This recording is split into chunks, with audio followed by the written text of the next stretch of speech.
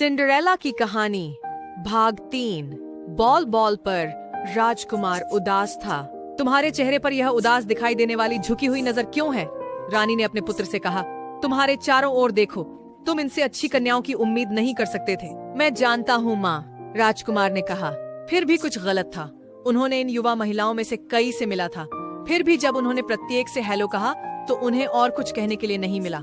देखो देखो, किसी ने सामने के दरवाजे की ओर इशारा किया। वह कौन है? सभी सिर घूम गए। वह सुंदर कन्या सीढ़ियों से नीचे उतर रही थी। कौन थी? वह अपना सिर उच्च धरकर ऐसी दिखती थी जैसे वह वहाँ की थी, लेकिन वहाँ कोई उसे नहीं जानता था कि युवती के बारे में कुछ है। कहा राजकुमार ने अपने आप से। मैं उसे नाचने के लिए कहूँगा।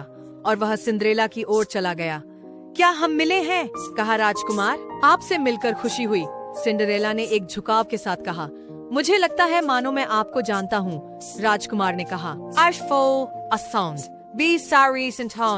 सिंड्रेला ने बोलकर, अरे आप शुर सच हो? क्या आप वास्तव में यह मानते हैं? यह राजकुमार ने कहा। मैं जानता हूँ, यह सिंड्रेला ने कहा। राजकुमार के दिल में कूद लगा। वह और सिंड्रेला नाचे। जब गीत खत्म हो गया था, वे फिर से नाचे और फिर वे फिर से नाचे और फिर भी बार बार। जल्द ही बॉल में अन्य कन्याएं ईर्ष्या करने लगी। वह हर समय उसके साथ क्यों नाच रहा है? उन्होंने कहा कि कितना अभद्र है, लेकिन राजकुमार को सिर्फ सिंड्रेला ही दिखाई दे रही थी। वे हंसते और बातें करते थे और वे नाचते थे। वास्तव में वे इतनी देर तक नाचते रहे कि सिंड्रेला ने घड़ी का ध्यान नहीं दिया।